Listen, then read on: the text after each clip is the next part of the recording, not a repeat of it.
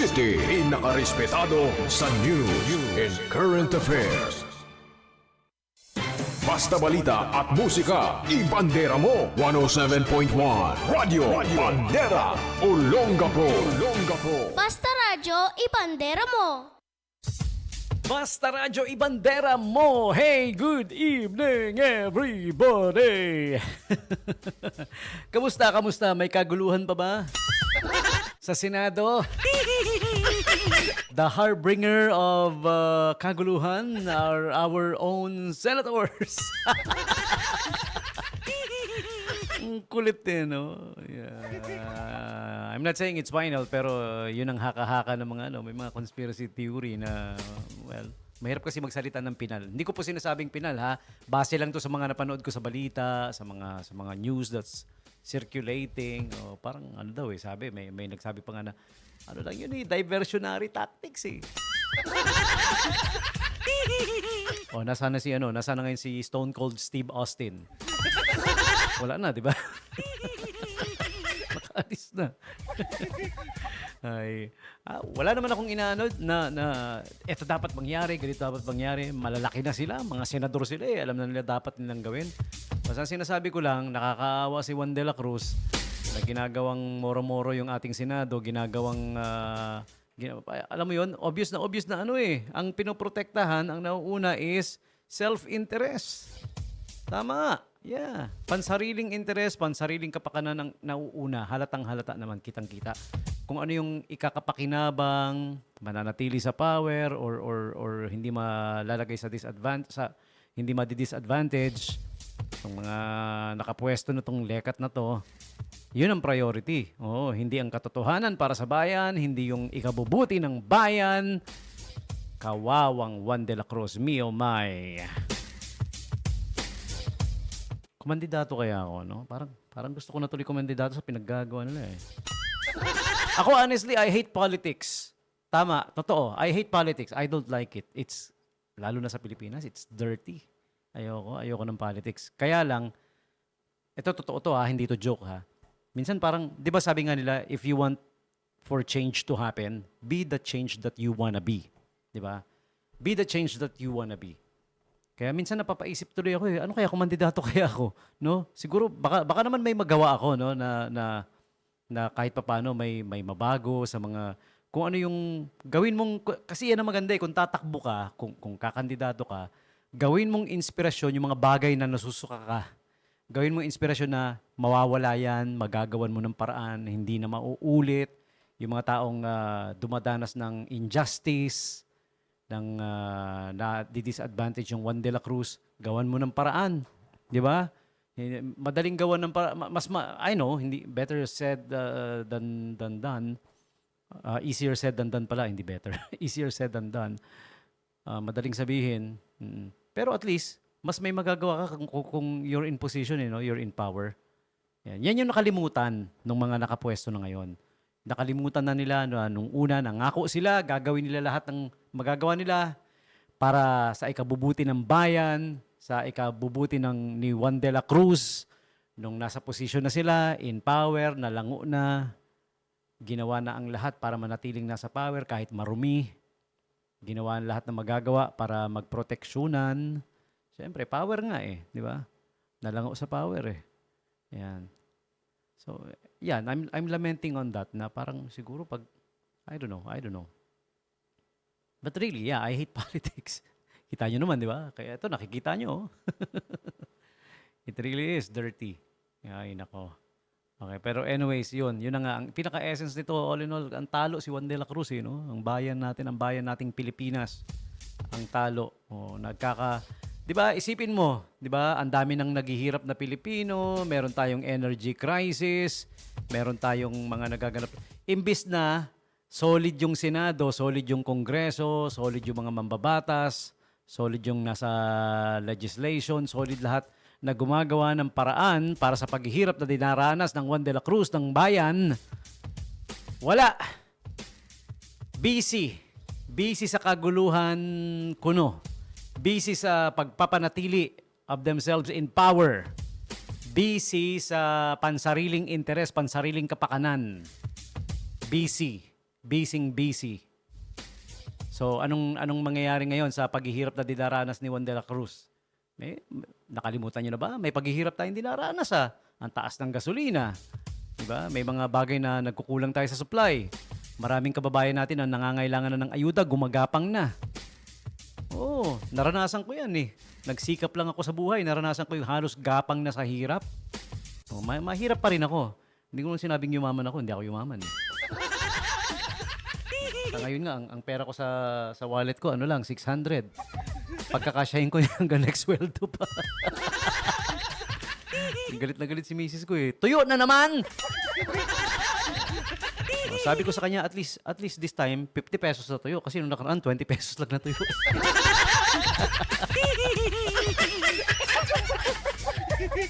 Oh, promise. Kailan pa yung sweldo? Sweldo ko sa ano pa? 25. Ano pa lang ngayon, no? May 14. 600. Uutang na naman si ano. Uutang na naman tayo. Ate, pautang. Uy, happy birthday kay Attorney Amy Aizma. Ayan, idol natin yan si Attorney Amy Aizma na ngayon ay head na ng PAGCOR. Ayan, yung sabi nga ni Erap dati, walang tutulong sa Pilipino, kundi kasino Pilipino.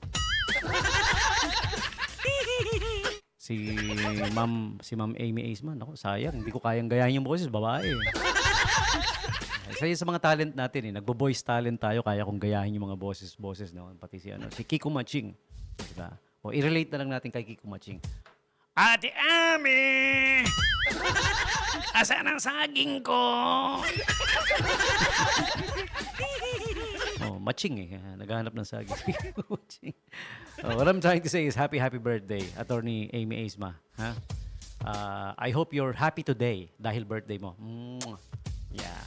Alam nyo, ito to be honest hindi to pagsisipsip. Hindi ako nagsisipsip kay Attorney Amy Aizma. Ano magagawa ng pagsisipsip ko? Hindi ko naman siya boss, hindi naman ako bibigyan ng bonus niyan. Yung nakarampas ko nga, wala ako regalo eh. Pero still, di ba? Love na love ko pa rin. Yun ang tunay na love. Oh. Hindi kagaya nung Attorney Amy, hindi kagaya yung love ng iba. Nung love ka, nakaposition ka. O ngayon, wala ka na sa position, hindi mo na ako under, pero love pa rin kita, di ba? Yun ang tunay. Yung ibang lablaban lang yun. Mga paano lang yun, paepal, mga kamote. Alam nyo, ito yung isa sa mga hinahangaan natin na women leader. Dahil talaga namang matalino at saka magaling. Hindi kagaya nung yung ibang leader na may mga female leader din kasi na na hawsyaw. Magaling lang pagmukhang matalino yung sarili nila pero syunga din. Yung mahilig, bida-bida, parang si Jollibee. Si Hetty, female leader pala yung pinag-uusapan natin, Parang si Hetty, ganyan, Si Hetty kasi yung hindi ko naman pwede, pag female leader, hindi ko naman pwede i-example si Jollibee. Sa lalaking leader yun, Meron ding bida-bida na Jollibee, Pero itong si Attorney Amy Aizma, nako, magiging bida-bida to dahil sa talent, sa galing niya. Hindi yung kailangan gawin niyang magbida-bida. Kaya hinahangaan natin yan, ha? Sige. Okay? Happy birthday again, ha? Attorney Amy Aizma. Send me lumpiang Shanghai. Kung meron. I love you. Okay. Sige. Sana tayo. Nawala ako. Today's holidays and observances. We always start things up with today's holidays and observances. Siyempre, May 14 ngayon, aside from special celebration dahil birthday ni Ate Amy, Aizma, today is also the Stars and Stripes Forever Day. Well, obviously sa US of A yan, di ba? International Decency Day. Yan ang kailangan minsan. Going back dun sa sinasabi ko kanina, minsan, yan na yung nawawala decency. Di ba? Nawawala na yung decency dahil tinatakpan yung pagkakamali ng kasama, ng kakampi, like yung nangyayari sa Senado ngayon, tsaka yung naging personal experience ko rin. Wala nang decency. Pinagtatakpan na yung kumpare kahit na nagnanakaw. Kahit nandurugas, hindi nire-remit sa gobyerno yung commercial money. Wala na wala nang decency. Oh, nakakahiya na. Oh, pakapala na ng mukha kasi magkakakampi. Kampihan na lang, yun na nangyayari, no? Oh, kakampi ko yan, kumpare ko yan eh. Oh, alisin natin yung hindi ko kumpare. Niyayari siya, binubuking siya, tanggalin natin. People who don't have the decency, yung ganyan ang gawain, shame on you. Nakakahiya. Kung di kayo nahiya sa sarili nyo, mahiya kayo sa anak nyo. Sa apo nyo, kung may apo kayo, mahiya kayo. Nakakahiya. Have decency. Okay? Tama-tama. Nasingit ko lang kasi ngayon is International Decency Day. Okay? Pati na rin yung Chicken Dance Day. Alam niyo yung chicken dance? Sino familiar sa chicken dance?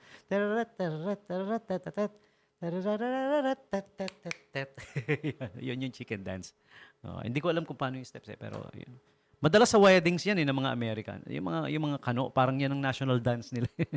National folk dance nila. Hindi nawawala na sayawin nila yan kapag may wedding, pag may binyagan, may special occasion, sama-samang pamilya. The chicken dance. They love it so much. Alright, so there you have it. Those are today's holidays and observances, May 14, 2026. And now for the celebrity birthday segment. May 14, birthday celebrants. This one's for you. Happy birthday to you, happy birthday. Happy birthday to you. Eto na. Sinong nagba-birthday ngayon? This is being brought to you by Angel's Pizza Olongapo. Meron silang special promo, buy one, take one forever. Lupit, no? If you have your APC card, ano yung P? Angel's Privilege Card. There you go. APC. If you have the APC card or Angel's Pizza pala, Angel's Pizza card. Ganun din. Pareho rin naman Angels. Basta kay Angels. Meron kayong buy one, take one pizza forever. Okay? Sa family size tsaka sa big family size. Yung dalawang malaki at pinakamalaki. Okay? So, same price. Yung pangalawang pizza is free. No? Same price. Kung ano man yung price ng bilhin yung pizza. Same size, I mean. Ayun, same size. Tapos yung flavor sa pangalawa na free, bahala ka na. That's the best of it. Pwede ka mamili ng ibang flavor, no? Yeah. Also, the double deal promo, triple deal, the upgrade to ultra promo. Ayan, okay? You'll get special discounts if you have the APC card. And buy one, take one forever. Wow. So visit Angel's Pizza Olongapo now and avail of the APC card. 395 Rizal Avenue, West Tapinac, Olongapo City. In front of 4th Street. Bago ka pumasok ng 4th Street, that's where they're at. Okay? You may call or text. The official call or text number of Angel's Pizza Olongapo, 0927-117-9020. Visit their Facebook page for the menu. Happy birthday, Gio Alvarez. Filipino actor, May 14, 1972. If you guys remember yung ang TV, 4:30 na, ang TV na. Ayun, nandoon si Gio Alvarez noon. Napapanood ko yun kapanahunan no? Yeah. Okay. And also, happy birthday din sa ating mga famous celebrants pa. Meron pa. Ayan. Okay, happy birthday to country singer Dustin Lynch. Ayan, he turns 41 today. Also, female comedian Angela Johnson Reyes. She's really, really funny, Si Angela Johnson is part American, Mexican, and part Filipino. Yeah, Reyes. Johnson Reyes. Yun ang pangasawa pa niya, part Filipino din, I think. Yeah. She's really funny. If you're not familiar with Angela Johnson, Angela with a J. A-N-J. Angela Johnson. Ayan. Look her up on YouTube. She's funny, promise. And next up, we have TV actress Amber Tamblyn turns 43 today. Si Amber Tamblyn is ang actress na tumatamblin. Tamblyn. She's in the soap opera General Hospital. And she had roles also in The Sisterhood of the Traveling Pants. Also, 127 Hours. Okay. Amber Tamblyn, by the way, turns 43 today.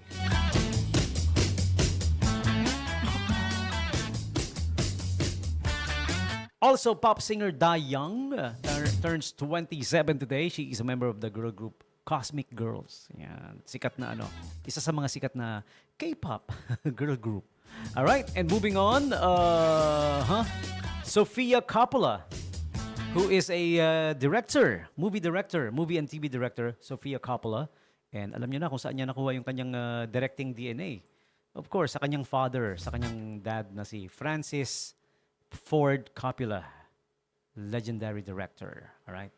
Who directed The Godfather, Rumblefish, Dracula. Yan, yung mga movie na dinirect ni Francis Ford Coppola na sumikat, no? And now, his daughter is also directing now. Turns 55 today, May 14, 1971. Sofia Coppola. Okay, moving on. Next up, we have happy birthday also to another director. Critically acclaimed director na magaling talaga. The Lucas Magic. George Lucas turns 82 today. All right, Star Wars. One of his best works, Star Wars. Okay. Pop singer Ollie Murs, who is the lead vocalist for the band. Oh, no. He became sikat on the X Factor. Ayan, he released the #1 single, Please Don't Let Me Go, back in 2010, if you guys remember. Si Ollie Murs. Or Murs. Okay? May 14, 1984. Ayan, he turns how many today? 42 today. Kate Blanchett. Movie and TV actress Kate Blanchett turns 57. And do you guys know si paring Mark? Yan, yung sikat na very popular na social media na kulay blue, Facebook. Si paring Mark Zuckerberg turns 42 today. Ayan, happy birthday paring Mark. A little easy on the community standards thing. Minsan wala na sa ayos. Lastly, TV actress and singer Miranda Cosgrove turns 33 today. So there you have it. Celebrities and the like celebrating their birthdays today. You're sharing your birthdays with them, all of you. May 14 birthday celebrants. Happy birthday to you. Happy birthday to you. Happy birthday to you. Happy birthday, happy birthday, happy birthday to you.